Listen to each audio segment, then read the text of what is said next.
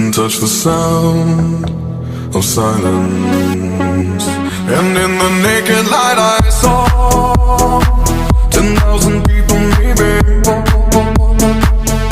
people talking without speaking, people hearing without listening, people writing songs that voices never share, and no one dared disturb the sound of silence.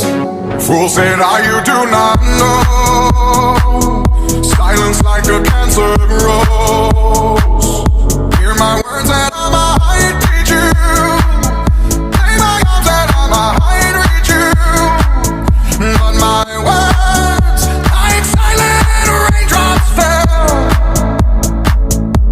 and echoed in the wells of silence.